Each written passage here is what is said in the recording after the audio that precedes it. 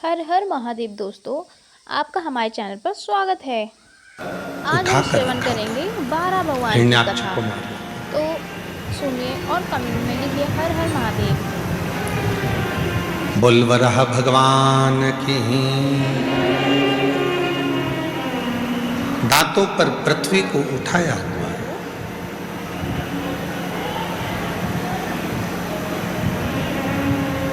पृथ्वी पर सृष्टि की रचना है और वो पूरी सृष्टि को दांतों पर उठाया। आप सबके स्मरण में वराह पुराण की ये कथा रहना चाहिए। हिरण्याक्ष अंधकासुर का पिता, वो हिरण्याक्ष जिसने पूरी पृथ्वी को जलमग्न कर दिया था। पूरी पृथ्वी को ले जाकर पानी में डुबो दिया। हाहाकार मच गया, सारे देवता परेशान हो गए। सारे देवता परेशान।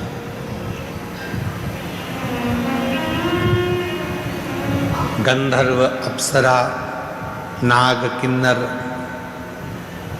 जितने भी सुर हैं, जितने भी देव हैं, सब कष्ट में। पृथ्वी भी नहीं है, जल में मग्न हो गई है। कहीं ले जाकर पानी में उसको छुपा दिया गया।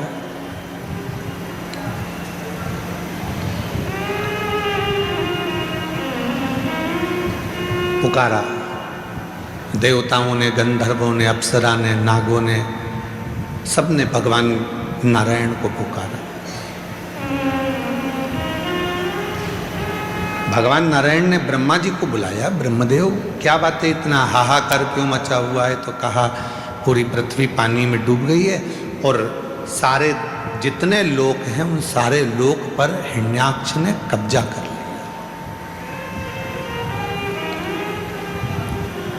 जितने भी लोक हैं इन सारे लोकों में हिरण्याक्ष ने कब्जा कर लिया। हिरण्याक्ष ने उसको कब्जा कर रखा।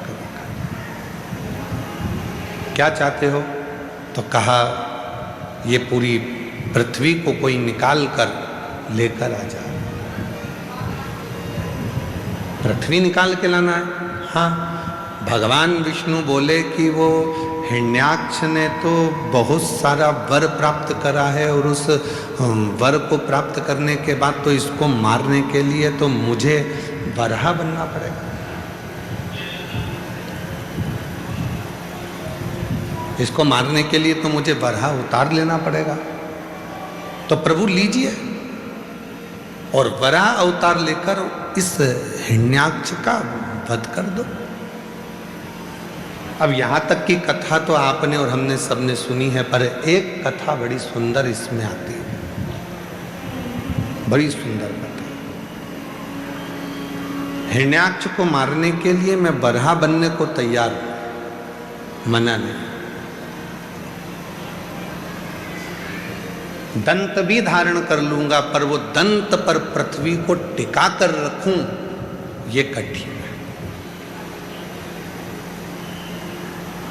वो पृथ्वी को दंत पर टिका कर रखूंगा ये कठिन है। तो वो पृथ्वी को दंत पर कौन टिका सकता है? तो कहा ब्रह्मदेव तुम मेरे साथ में देव अधिदेव महादेव के पास चलो, अपन शिव जी से प्रार्थना करते हैं। भगवान शंकर के पास गए, उनसे निवेदन करा, भोले बाबा, हे देव अधिदेव महादेव, हे शंभु, हे शंकर, त्रिकालदर्शी, कैलाशी, अविनाशी शिव, कृपा करो। ये पृथ्वी को, मैं हिरण्याक्ष को मारकर पृथ्वी को दांतों पर उठाना चाहता हूं, पर दांत पर पृथ्वी को उठाने के लिए दांत में वो बल नहीं है, पर आपके हाथ में वो बल है कि आप पृथ्वी को अपने हाथों में झेल सकते।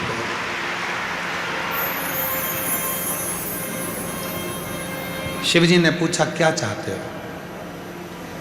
आपके हाथ मेरे दांत बन जाए, बस इतना चाहता हूं।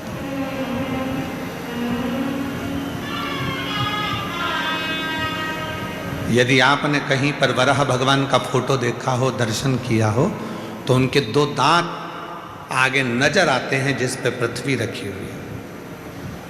कोई आपसे पूछे कि वो दांत किसके हैं, तो कहना वराह पुराण वर्णन करती है कि भगवान नारायण ने शिव जी से उनके 2 हाथ मांगे थे अपने 2 दांत बनाने के लिए।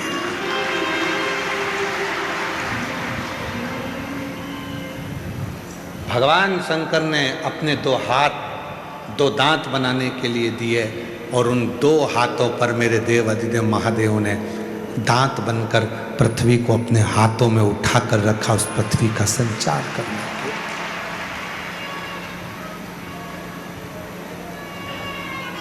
अग्नि, आकाश, वायु, पृथ्वी, जल, प्रकृति का एक एक अंश मेरा शिव है, मेरा शंकर है,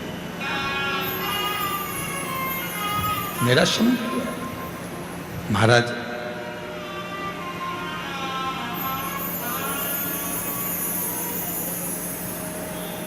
ऐसी कोई दुनिया में कथा नहीं है जिस कथा की शुरुआत शिव से नहीं।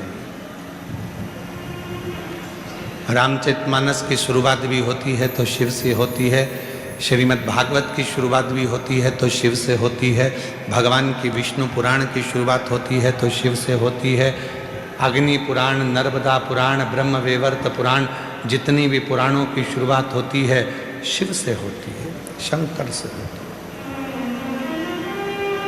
लिंग पुराण, स्कंद पुराण, नर्मदा पुराण, जितनी भी पुराण हैं, इन सारी पुराणों की जो शुरुआत है वो शिव से, शंकर से।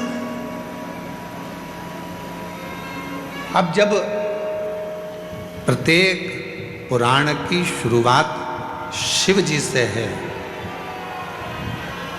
प्रत्येक पुराण की शुरुआत भगवान शंकर से है, प्रत्येक पुराण की शुरुआत शिव जी से है, तो शिव महापुराण की कथा कहती है कि तुम्हारे भी घर में जब भी कोई शुभ कार्य हो, बच्चों का जन्मदिन हो, तुम्हारी शादी की सालगिरह हो, या तुम कोई फैक्ट्री डालो, दुकान डालो, व्यापार चालू करो, मकान बनाकर मकान का मुहूर्त करो, तो तुम्हारी भी जिंदगी की सबसे पहली शुरुआत भगवान शंकर के अभिषेक से होना चाहिए, शिव से होना चाहिए।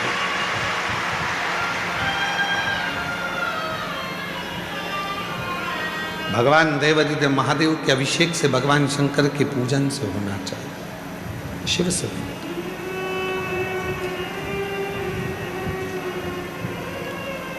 और तेरी कृपा बिना न हिले। अगर आपको कथा अच्छी लगी तो कमेंट में लिखें हर हर महादेव।